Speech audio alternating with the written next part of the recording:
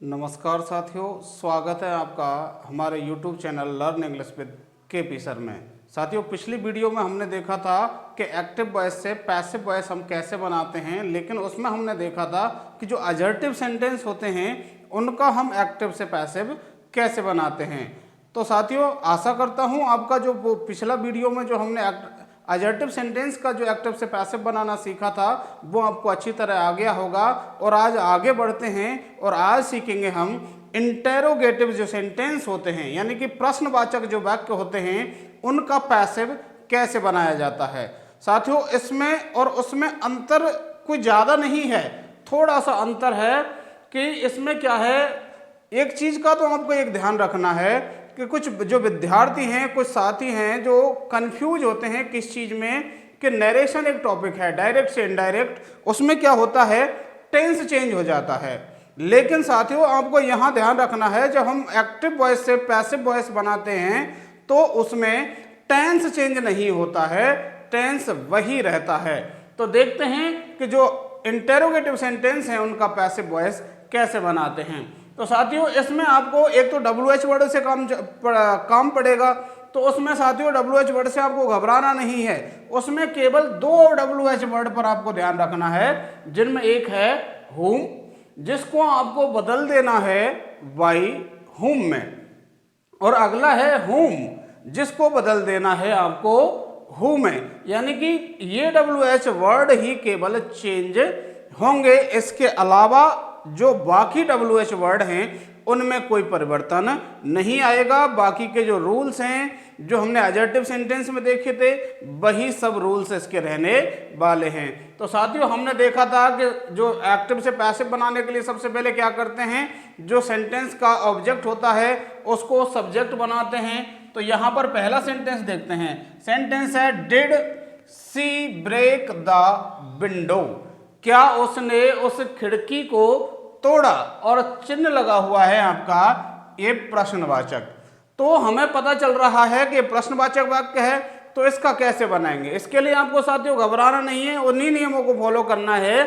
सबसे पहले आइडेंटिफाई किया हमने इस ऑब्जेक्ट को, ऑब्जेक्ट मिल गया, ये हो गई इसकी वर्ब हो गई, और ये इसका क्या हो गया, ये सी इसका क्या हो गया सब्जेक्ट, और ये जो डिड है ये क्या है हेल्पिंग वर्ब है। अब साथियों, आपको इतना तो पता ही होगा, टेंस में हमने बता ही दिया कि जो हेल्पिंग जो इंटेरोगेटिव सेंटेंस होते हैं वो या तो हेल्पिंग वर्ब से शुरू होते हैं या फिर किससे शुरू होते हैं, WH वर्ड से शुरू होते हैं। तो यहाँ ये जो सेंटेंस है वो किससे शुरू हो रहा है, हेल्पिंग वर्ब डिड से शुरू हो रहा है, जो कि हमें ये बता रही है कि डिड प्लस वर्ब की फर्स्ट फॉर्म कौन सा टेंस है, पास्ट का इंडेफिनिट टेंस है। अब इसको बदलते हैं, पहला काम ऑब्जेक्ट को सब्जेक्ट बनाने का। साथियों, जो साथी जिन्होंने पिछली वीडियो नहीं देखी है वो एक बार पुनः जाकर के उस पिछली वीडियो को, इसके पार्ट 1 को जरूर देख लें, ताकि आपको समझ में आ जाए कि इसको बनाते कैसे हैं। तो सबसे पहले हमने क्या काम किया, ऑब्जेक्ट को सब्जेक्ट बनाया। तो द विंडो को हम यहाँ पर ले आए सब्जेक्ट, लेकिन हमें इंटेरोगेटिव ही रखना है सेंटेंस को, तो इसलिए हेल्पिंग वर्ब कहाँ लगेगी, बाहर लगेगी। और जब एक्टिव वॉइस से पैसिव वॉइस में बनाते हैं तो उपयुक्त हेल्पिंग वर्ब की कल हमने पिछली क्लास में बात की थी, तो उसमें जो पास्ट का इंडेफिनिट टेंस यानी कि डिड प्लस वर्ब की फर्स्ट फॉर्म पास्ट इंडेफिनिट, और पास्ट इंडेफिनिट की जो उपयुक्त हेल्पिंग वर्ब की बात की थी तो वो क्या थी, वॉज या वर प्लस वर्ब की थर्ड फॉर्म। तो यहाँ पर साथियों द विंडो सिंगुलर है, इसलिए हमने यहाँ पर क्या लगा दिया, वॉज लगा दिया, और आगे आप बढ़े यहाँ पर ऑब्जेक्ट को सब्जेक्ट बना करके लिख दिया, और ये लगा दी हमने वर्ब की थर्ड फॉर्म, और उसके बाद उपयुक्त प्रीपोजिशन वाई लगा दिया, और उसके बाद जो सब्जेक्ट था सी, इसको हमने यहाँ पर ऑब्जेक्ट बना दिया, और क्या बन गया, हर बन गया। ये हर भी यहाँ पर सी की जगह हर क्यों आया, तो ये सब पिछली वीडियो में हमने डिस्कस कर रखा है, वहां जाकर के आप देख सकते हैं। या फिर साथियों आपको थोड़ा सा कंफ्यूजन हो सकता है, तो आप इसको ऐसे मान लीजिए, एक बार आप टेंस में जान लीजिए कि इसमें टेंस कौन सा है, पास्ट का इंडेफिनिट है, तो अब आप इसको इंटेरोगेटिव मानो ही मत। आपने बना लिया जैसे कि द विंडो, अब उसके बाद पास्ट का इंडेफिनिट है तो उपयुक्त हेल्पिंग वर्ब क्या आ जाएगी, वॉज वर्ब में से एक आ जाएगी तो वॉज आ गई, और उसके बाद वर्ब की थर्ड फॉर्म लगा दी ब्रोकन, और फिर उसके बाद बाय लगा करके सब्जेक्ट को ऑब्जेक्ट बना दिया और क्वेश्चन मार्क लगा दिया। अब इंटरोगेटिव है, इसलिए इंटरोगेटिव में क्या होता है, हेल्पिंग वर्ब भार हो जाती है, तो ये जो वॉज है वो कहाँ आ जाएगा, यहां पर आ जाएगा।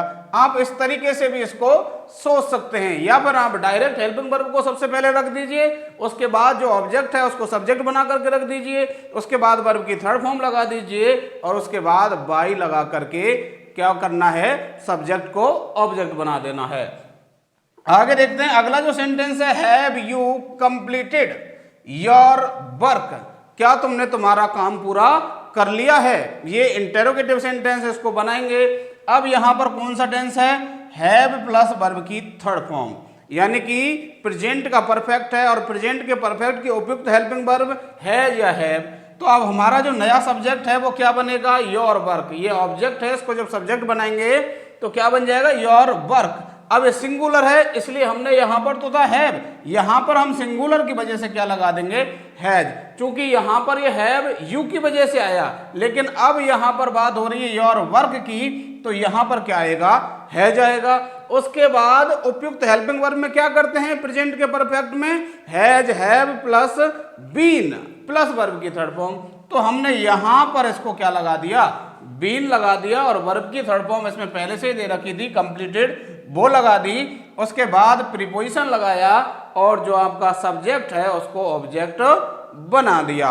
इस तरीके से आपका ये सेंटेंस बना, has your work been completed by you और क्वेश्चन मार्क। साथियों यहां पर आपको क्वेश्चन मार्क लगाने का ध्यान अवश्य रखना है, नहीं तो आपका जो सेंटेंस है वो गलत हो जाएगा। अगला जो सेंटेंस है वो है हु रोट द रामायण। ये आपका sentence who wrote the Ramayana, लेकिन अब ये जो सेंटेंस है WH वर्ड वाला है। आपने अभी तक देखे हेल्पिंग वर्ब से शुरू हो रहे थे, उन सेंटेंस को हम कैसे चेंज कर रहे थे। अब देख रहे हैं हम WH वर्ड वालों को, उनमें क्या करना है, आपको जो WH वर्ड है उसको WH वर्ड की जगह रख देना है, लेकिन साथियों ध्यान रखना है किसका, हु और हुम का, क्योंकि इनको चेंज करना होता है। हु चेंज होता है बाय हुम में और हुम चेंज होता है हु में। तो अब यहां पर सबसे पहला काम हु को चेंज करने का, तो हमने बदल दिया इसको बाय हुम में। अब उसके बाद तो बाकी काम वही बचा जो हम पहले करते आए हैं। टेंस कौन सा है, रोट, वर्ब की सेकंड फॉर्म दे रखी है मतलब पास्ट इंडेफिनिट।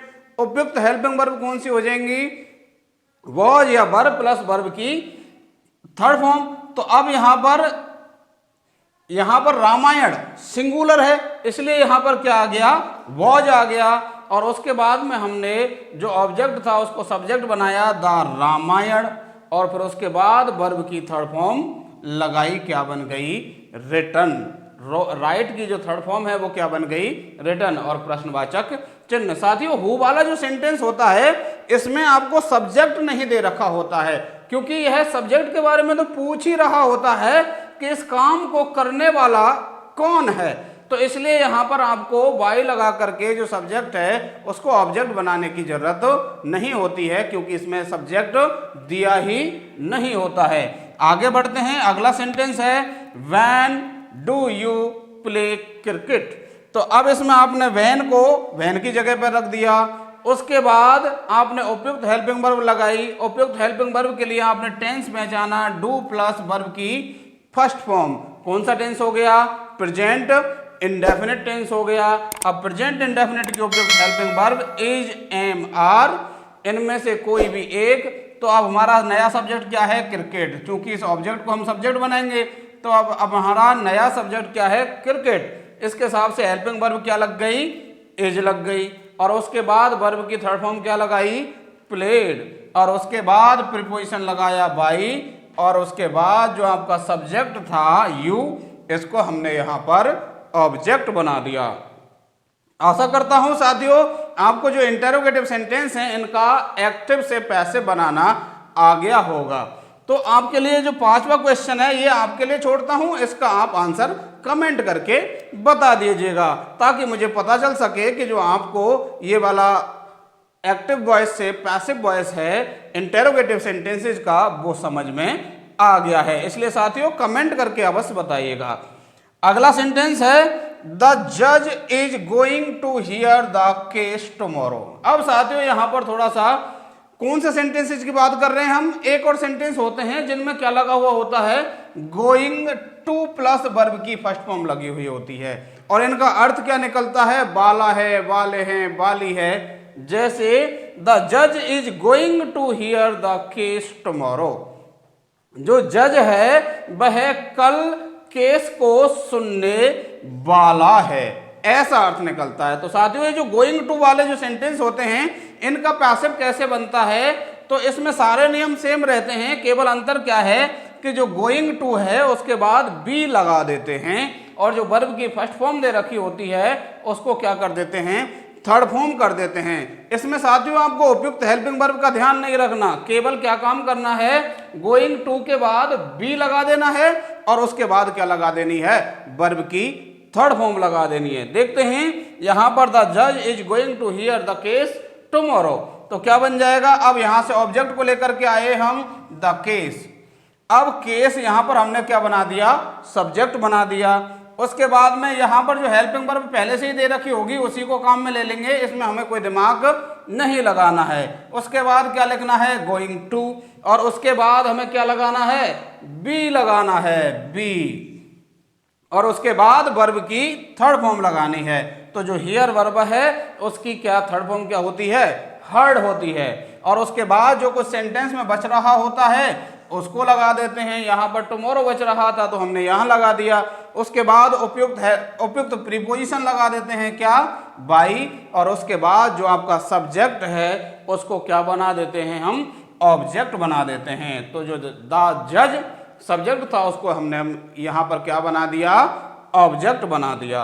आगे बढ़ते हैं, अगला जो सेंटेंस है, she is going to cook food, वह खाना पकाने वाली है। तो अब ये इसका कैसे बनेगा, अब यहाँ पर ये तो हो गया आपका वर्ब और ये हो गया ऑब्जेक्ट और ये हो गया सब्जेक्ट। तो आपने ऑब्जेक्ट को पहले सब्जेक्ट बनाया फूड, उसके बाद इज गोइंग टू, ये ऐसा कैसा ही रख दिया। उसके बाद गोइंग टू के बाद हमने क्या लगाया, बी लगाया, और उसके बाद वर्ब की थर्ड फॉर्म लगाई और फिर बाई लगा करके जो सब्जेक्ट था उसको क्या बना दिया, ऑब्जेक्ट। और सब्जेक्ट क्या था, सी, और सी का जो ऑब्जेक्ट है वो क्या बनता है, हर बनता है। आशा करता हूं साथियों आपको ये जो इंटेरोगेटिव सेंटेंसेज और गोइंग टू वाले जो वाक्य हैं इनको पैसिव में चेंज करना आ गया होगा। साथियों यदि आज के जो वीडियो में हमने देखा है कि किस तरीके से इसको बदलते हैं, अगर इसमें आपके कुछ समझ में नहीं आया हो, जैसे कि सब्जेक्ट को हम ऑब्जेक्ट कैसे बनाते हैं और जो उपयुक्त हेल्पिंग वर्ब है वो कैसे लगाते हैं, उपयुक्त प्रीपोजिशन है वो कैसे लगाते हैं, तो इसके लिए आप जो इसका फर्स्ट पार्ट है उसको अवश्य देख लीजिएगा ताकि आपके समझ में बैठ जाए। तो साथियों वीडियो कैसी लगी कमेंट करके अवश्य बताइएगा, और जो ये वीडियो है इसको लाइक कीजिए और शेयर कीजिए, और यदि आपने हमारे चैनल को अभी तक सब्सक्राइब नहीं किया है तो इस चैनल को सब्सक्राइब अवश्य कीजिए। Thank you.